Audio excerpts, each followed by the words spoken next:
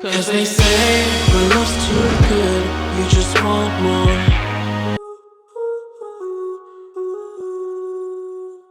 All right, hello, good Good morning. morning. How are you doing? Pretty good. It's pretty early, It is actually. pretty early. So I'm here with Kristoff, and we're just gonna, talk about music and current events and whatever comes up in conversations. So, first of all, I just heard an uncut version of his new song, and I have to say it's incredible. I'm glad that you like it. So I'm really excited that I got to hear it before everyone else, maybe before everyone else. Yeah, one of the first people. So I'm very excited about that, and I cannot wait for it to be released. So, I'd just like to start by saying, what made you try music? What made you get into music? It's actually a funny story. So I made a video a while ago, and the audio was kind of bad in the video, and so I started to work on that. But at the same time, I had this idea for like a spoken word video, which would be like still shots of Toronto, and the lyrical content of this is very similar to what that would have been, and that led to one thing to another. Me trying to fix audio for the video, and it just sort of took a life of itself. So Wow, that's yeah. incredible. So, growing up, did you ever have any interest in music? Always. Yeah? Yeah. I listen to music all the time, all different types of music. Yeah. Metal to rap. I loved 50 Cent. So did I. I was a Yeah. big 50 Cent fan. I Eminem. loved hard rock. Loved Jamaican music. Obviously, music is so influential there. Yeah, so, I'd like to go back a bit. So, what was it like growing up in Jamaica? It was very hot, obviously, as you know, because you lived there I for did a live while. there, yeah. But my life there was a bit more boring than most people's. I like spend my weekends in Flight Simulator, listening to music, watching movies, and so I definitely got a bit connected to the creative side of things. Okay, so what was it like coming out in Jamaica? Because I know when I lived there, and as you know, I worked for an organization that does LGBT advocacy and human rights advocacy, and I only lived there for 6 months, and I only worked there for that long, and I saw a lot. Yeah, And I think I have some more wine first. I saw a lot, and I heard a lot of stories, and it's no secret that Jamaica is not very LGBT friendly. Yeah. And so what was it like for you? Well, I don't even know if I officially ever came out there. My friends knew, but it wasn't. I don't think I ever made it like that public or anything.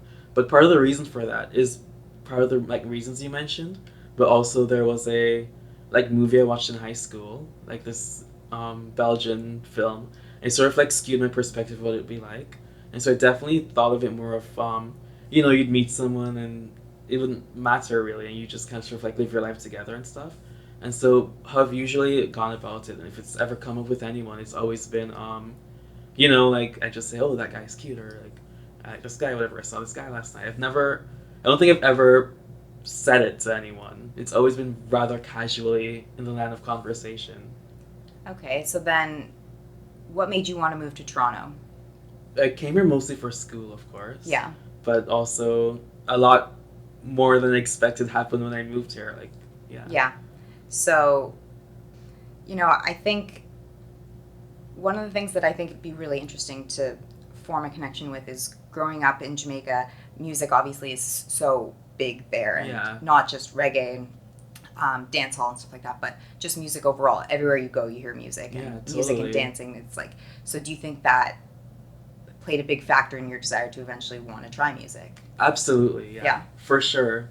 It's mostly just always been almost, I don't use the word escape because it's a bit negative, but definitely something that kept me going. I mean, I remember even when things were extremely difficult, I'd fall asleep listening to like my favorite songs and favorite music. Mm-hmm. And so not only that, but I think music gets you through like the best of times and the worst of times. And I clean my apartment and listen to music. I do everything and listen to music. So who are some of your favorite artists or inspirations? Favorite artist, I think everyone knows. I bet I could name a few of your favorite artists. Everyone knows. My favorite artist is definitely Marilyn Manson. Mm-hmm. He was just so different, so unapologetically artistic, so unapologetically himself, an open thinker. And I honestly don't think I'd be anywhere near as open-minded or intellectually curious if I didn't discover his music. obviously everyone knows I love Kylie Minogue. I love Madonna. Yeah. I love Kanye West. His new album's so good. Yeah. I love this band called Nada Surf. Yeah, I've heard of him. Yeah, I met the lead singer. Did you? I saw them here in Toronto. Oh, wow. I love this guy in the Netherlands, Spinvice. He does like sort of like Dutch folk music, Okay. which I love. It's really So you weren't kidding when you said you love all genres, all across the map. So, do you think your love for all genres can be heard in your music? People have said that. I mean, Yeah. even I did work with a producer on this, and we referenced a lot of, we're all over the place. We were referencing like Future, and we're referencing Taylor Swift. We were referencing Nine Inch Nails. Yeah. And even Nine Inch Nails, Trent Reznor's work even influenced me a lot to even get into it in the first place, right? Mm-hmm. Yeah. So when people listen to your song, what do you hope they hear out of it? Or what do you hope they get from it? Hopefully what they see in it. It's a very... At first I was writing very literally, and I remember I even showed you a few months ago, like, one of the first lyrics I'd written. Yeah. It's very, very Early literal, draft, yeah. right? Yep. And that sort of changed the more I did it. Yeah. It became a bit more open-ended and a bit more... maybe all-encompassing. Yeah. And so I think there's experiences everyone can relate to the lyrics. Yeah. So do you have specific experiences that influenced your lyrics? Definitely. Do you want to share some of them? Maybe. Definitely the part verses are probably my favorite. Yeah. Because they're originally the chorus. Mm-hmm. The structure changed a lot. But there's the part where I say, give into temptation to find your redemption. Mm-hmm. And that's sort of like alluding to maybe the secrecy around, people's love lives and stuff. Mm-hmm. Or even sin is salvation for a sad soul.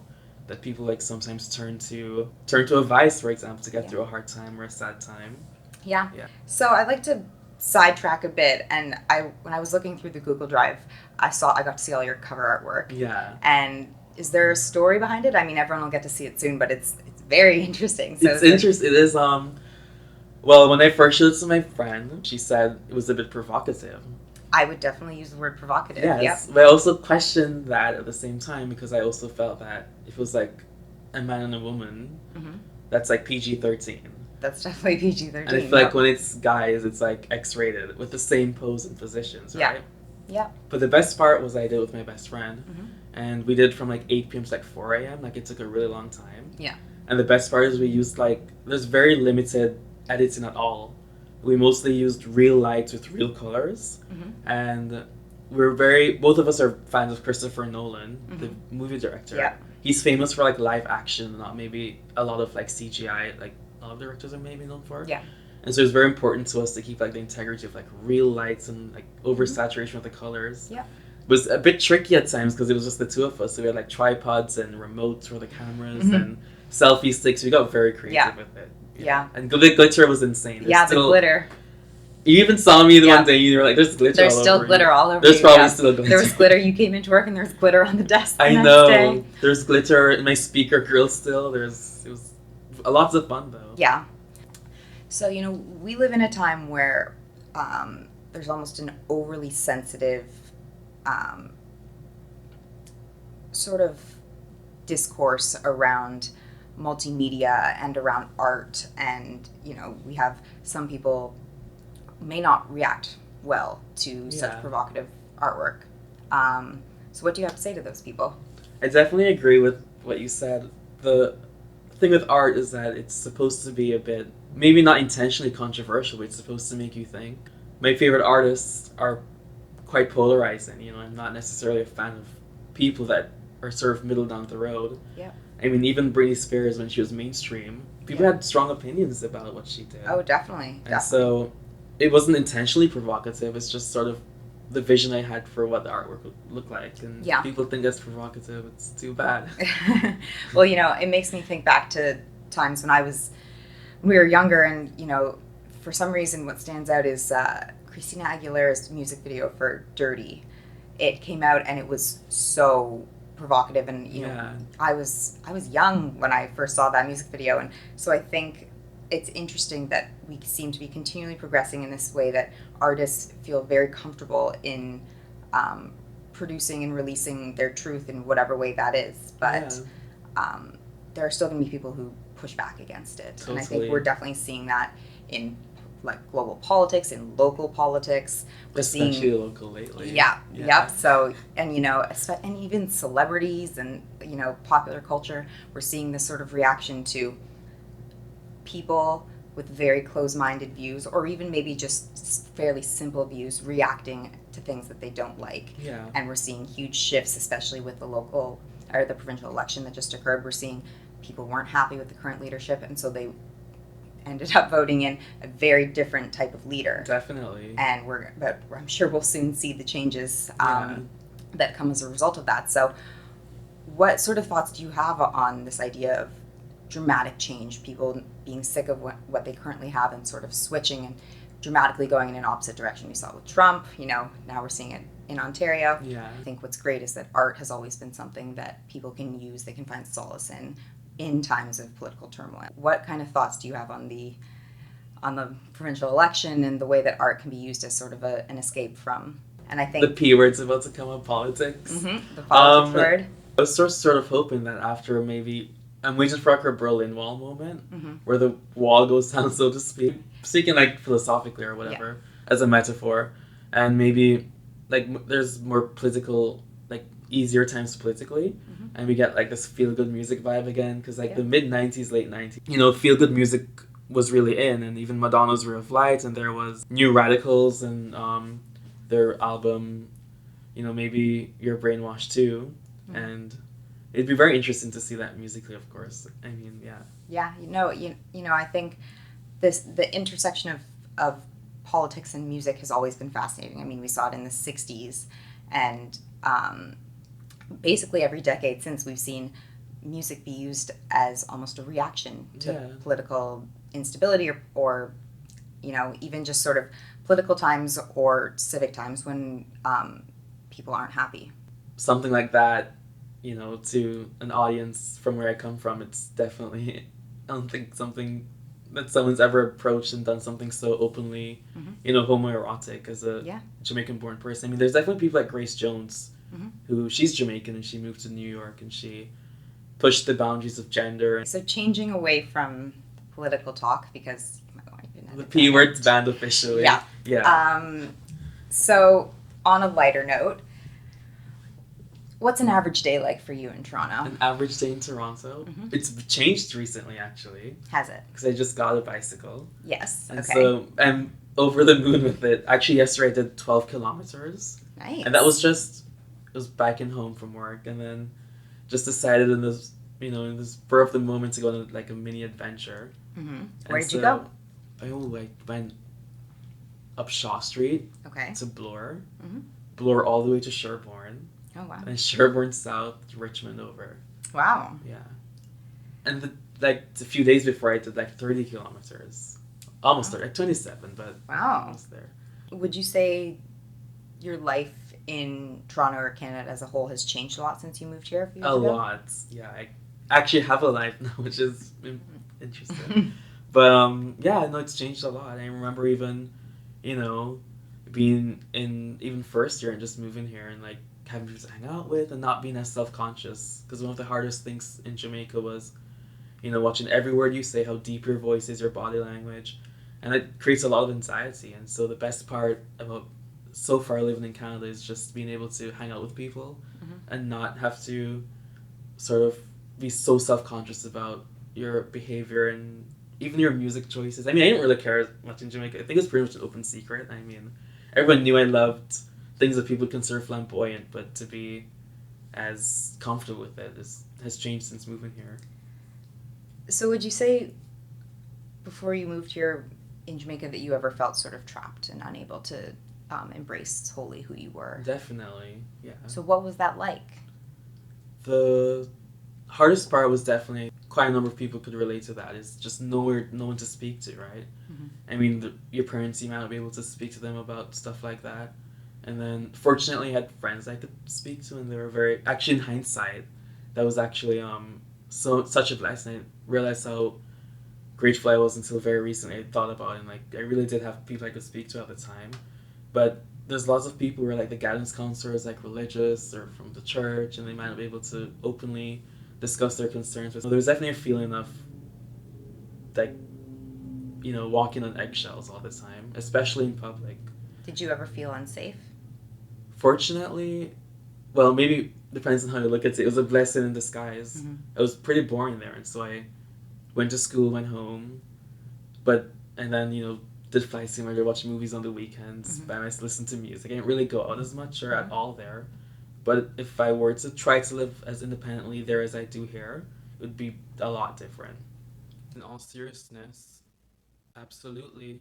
And there's definitely standout moments that I'd rather not rehash, but it's also just how casual it is in the culture. And I even remember even teachers in classes would make some statements that were definitely derogatory against, you know, homosexual people. And that with a culture that's so casual in those beliefs, people definitely take license to, verbally or physically attacking people based on their assumptions that someone, may like people of the same sex or be attracted to people of the same sex. And that was not even living an adult life there, and I wasn't even out at the time, and just the suffocating feeling of even probably going to order a patty or something, and just be out in public in general, and just having to be super conscious of body language and mannerisms and what interests of yours that you express. And it's even the tiniest moments when people, ask who you like or something that sounds a bit silly, or even the more, serious moments, or seeing it on the news and how people react when the topic is brought up definitely contributes to a feeling of unease. And that's even with me having not really necessarily, leaving the house much at the time when I lived there. I mainly left to go to school, and at one point I was taking driving lessons, but just the thought of living like sort of how I do now, as independently and as openly as I do here, certainly makes me feel unsafe. Not to delve back into the P word, but Yeah. when I was living there, I was living there when Trump was elected. Yeah. And a lot of conversations, even so early as the day after he was elected, among my peers and my coworkers were about how that was going to impact Jamaica, because few people are aware of just how much funding the U.S. and how much money the U.S. funnels into Jamaica. Yeah.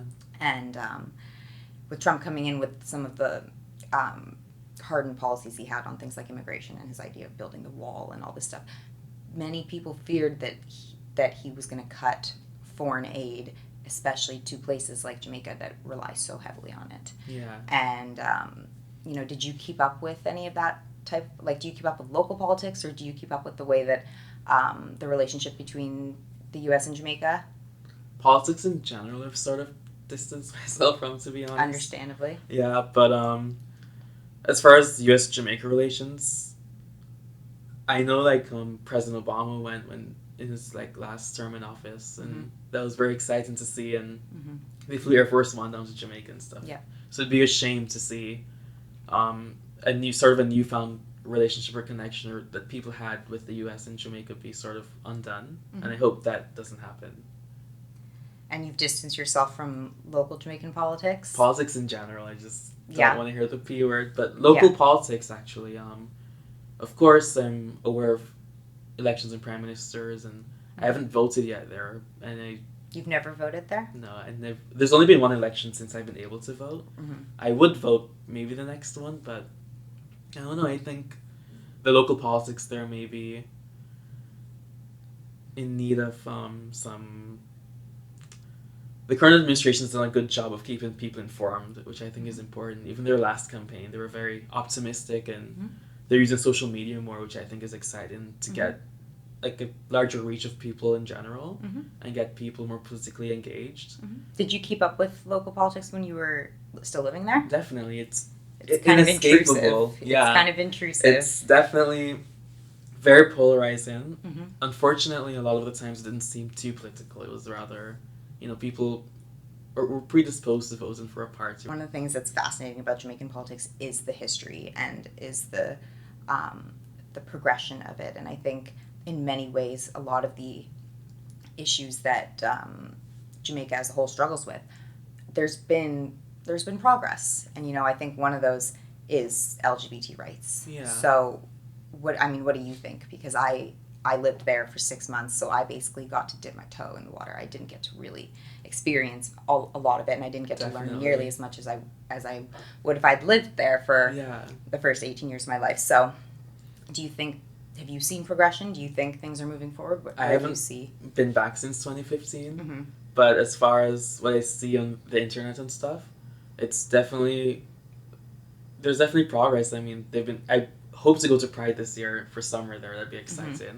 And the idea of even having a Pride in Jamaica seems so foreign, and now it's happening. I mean, there's no parade, unfortunately, but it'd be really exciting to see, if Jamaica made progress on the issue and we're have it like sort of imagine like Carnival, but Pride. That'd be so exciting to see, or even like Jamaican drag queens would be so dramatic, so funny, so amazing. Oh, definitely. And so I think there's so much potential. I don't think LGBT rights are as foreign as maybe many Jamaicans perceive it to be. It's definitely compatible with Jamaican culture, unfortunately. And there's a lady on YouTube. Her YouTube name is like Country from Long Time, I think. She's a very good analysis of how colonization sort of led to Jamaica's homophobia and stuff, and I think it's super interesting.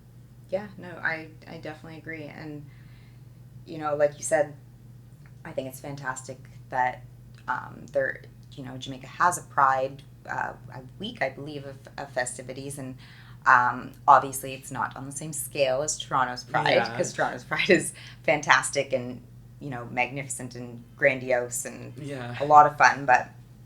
And Jamaicans have a lot to be proud about in terms of how much progress we've made on certain issues. I mean, even issues such as women in politics, or even issues such as women's rights. We already had our first female prime minister, and we have the highest percentage of female managers in the world. And we had emancipation in the 1800s, even for the United States. And I love artists like Spice, and she has a song called Like a Man. And, definitely questioning the typical face and stereotypes of dancehall music that may be oppressive to women. So I definitely have a positive outlook in this particular issue, and I don't see any reason why Jamaica can't move forward on this issue, especially with the current generation I'm a part of that are such visionaries, and even some concepts I've seen about rejuvenating Jamaica's downtown. Once a lot of culture starts to advance, I think we'll probably see maybe a liberalization, or at least a bit more left-leaning approach to many issues, and I think this is just one of them. I'm really hoping that they don't just leave the law that's in talks of repeal right now to a referendum, because you don't really have to look at the poll numbers to see how people would vote on that one. At the end of the day, Jamaica is out of many one people, and so embracing this sort of difference would definitely be staying true to our motto. One of the things that I'm always interested to hear people talk about is your thoughts on the police presence or lack of at Pride. Yeah, that was definitely a very controversial thing 2 years ago. 2 years? It's been 2 whole years. Wow. Yeah, I feel old now. But I was actually interviewed about that at school the other day. Oh yeah. And the person that was doing the interview, it was for a class project, and it was 2 of them, and they were saying that when they walked down Church Street, they were trying to interview people, and no one would give an interview about the topic, and they were surprised I was so willing to engage. But overall, when it first happened, they was maybe not so much in agreement. I mean, they definitely agreed that they made a point that they wanted more funding for LGBT people of color and stuff like that. I agreed with that idea, but the way they went about it, maybe I didn't agree too much. But recently, with the disappearances and the murders and stuff, I don't know the full facts of the story, but from what I've heard from my friends and stuff, is that they didn't consult people in the police force that they should have consulted, and about LGBT issues in particular. And maybe it's just a sign that, as much as I would love to see the police march, because people also think that there's no police at Pride means there's just no police. They're still there in uniform, but in terms of marching in the parade, that's the issue. But it's a shame because of the recent, as optimistic as I was about having them at Pride, the recent events have sort of hinted that maybe there's members of the force that still don't take disappearances or, if LGBT people seriously, which is a shame. So especially in Canada, especially in Toronto. definitely. Yeah, no, I think it's a very interesting topic because I feel like almost it doesn't matter what you say, almost anything you say, someone out there or many people out there will feel strongly against it, because I remember I've always sort of held this belief that Pride is about openness and about community, and if we prevent certain groups of people from participating, isn't that going against the overall mission of Pride itself? Yeah. But at the same time, if there are those there who don't feel comfortable or don't feel safe, then what are we supposed to do in order to remedy that? So I think it's a very interesting topic. Then you could talk about it for hours on end. Hours on end. And bring in many different voices, many different opinions. But I do think it's an interesting topic to talk about. Yeah. And I think as a city, the last few years have been great because we've had our Prime Minister, our Premier, and our Mayor all present at Pride. Yeah. And I think that sends a really strong message. I'm hearing that the Premier Ford, I don't even remember his name. Doug Ford. Doug Ford was didn't confirm whether or not he'd join Pride this year or not. And that would be going backwards. But I heard actually a friend of mine we were talking about it, and apparently Rob Ford has also refused to march in the Pride Parade. Yeah, Rob Ford refused to march in the Pride Parade, which the international community holds Toronto on such a high pedestal in many ways, especially when it comes to this area. Yeah. So for leaders to refuse to march really just sends a negative message to the rest of the world. And so you would think that with the last couple of years of having all three leaders present and showing their support and making it very clear that Pride and LGBT rights and the LGBT community is important to them. Yeah. You would really hope that we won't move backwards this year. I hope not, but so let me ask you. Obviously you were young, you were still in high school. Yeah. In Jamaica, but did you have some semblance of a dating life there? None at all. And so what was it like moving to Toronto where the dating pool is massive and everywhere you look you can find someone to hook up with? So what was it like moving here? Was it a bit of a shock or was it overwhelming? It was such a shock because I'd mentioned before the movie I watched, that Flemish movie, and I watched that in high school and I thought, I just moved to Toronto, it'd be easy. I'd meet someone cool, we'd hang out. But then you move here and it's there's a whole I don't know, tribes and types, and it's what does this all mean? And then I thought of course it exists, but it would be that, in the community, and there's apps, and then there's the clubs and the bars and the scene, and then there's none scene. And that was all very overwhelming, at first, but sort of lowered my expectations, and definitely when I first started dating, maybe it wasn't the right time. No, not at all, because it's sort of looking for too much at once. Yeah. No, that would make sense. It's kind of like going from no options to going to many options. Yeah, for sure.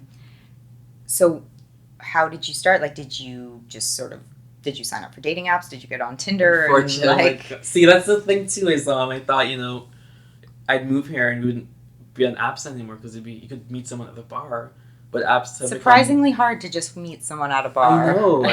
That's how I'd love to go about it. It's I don't want to say it's a shame, but it was just such a surprise to see that even somewhere it's so open and so accepted that people are still using apps to meet people. I thought it'd be a lot more casual. Straight people use apps too. I know. It's just the way of the times, I know people who they've been dating their partner for a long time, for years, and they met on an app. I have many friends actually whose partners they met on Tinder or on Bumble or but that's just sort of the way of the times. People don't meet in person anymore. You don't know. You watch these movies that glamorize the idea of a girl walking into a bar and just meeting a guy and all of a sudden they're together and married. That doesn't happen in real life. I don't think that happens anywhere. I know. It is a surprise to realize that in order to meet people, you might actually have to be open to trying dating apps. One of my first dates, if this was a date, I guess it was a date. It was a date. I remember being really kind of like tiptoeing around the whole date thing because we were texting and then we met. And it was actually a really nice date when I was not the person to know it was my first date. Anyway. But they're never gonna hear this anyway. But they I remember at the end of the date, like we're in the Prague in public and we were walking back and he like sort of held my hand. I remember being really like on edge, which is crazy because now I wouldn't care, but just at the time we're in the Prague in public and we were walking back and he like sort of held my hand. I remember being really like on edge, which is crazy because now I wouldn't care, but just at the time. And then, like kissed in public goodbye, and that was nerve-wracking because I was expecting someone to like shout or scream something, which never happened. Mm-hmm. But there's so many anxieties that still linger on, which is why I sort of mentioned I probably shouldn't have started dating that early, but if not then when, right? Yeah. So have you had, that definitely sounds like on the scale, a better date. Have you had some not very good dates? I've actually never had a bad date. Really? I've had dates that weren't the best, but I've never had like an awful date. I've had other experiences and stuff, but no, all the dates have been cute and picnics on the beach or skating or they've How all picturesque. I know. The maybe one of the dates that didn't go too well was a good date, but I think a bit awkward because it was a good date and it was a good idea, but we didn't know each other well enough yet, so it was just kind of like a lot of sitting around. Because again, when you meet someone, whatever, through an app, it's not in person, the chemistry takes longer to get formed because you might have it through text, Mm-hmm. but you might not necessarily have it like in person. That's very true. Yeah. So, people who see your cover art and hear your song might want to know, are you single at the moment? Yes, I am. I've only been single. Same, actually. Yeah, really? Yeah. I think we've Yep. discussed this. Yeah, we have. No, yeah.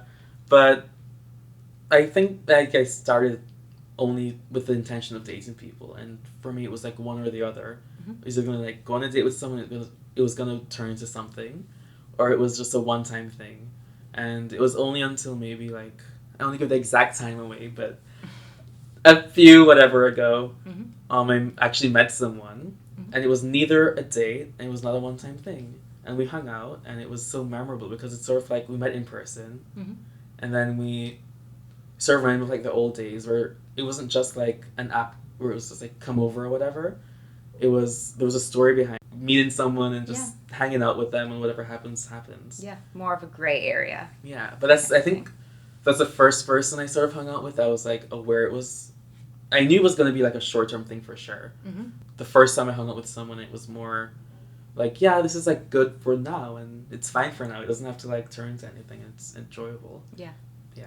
So what are you looking for right now? Now, are you looking to date someone? Are you looking for one night things? Are you looking for... People don't use the terms like that anymore. Like, people used to talk about like one night stands and... Yeah, the one night stand is dead. People don't call it that anymore. Or people used to be like, oh, I'm undressing that person with my eyes.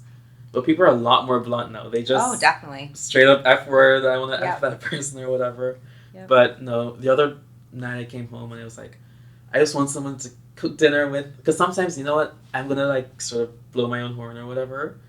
What's the correct term for that? Toot your own horn? Toot, whatever, yeah.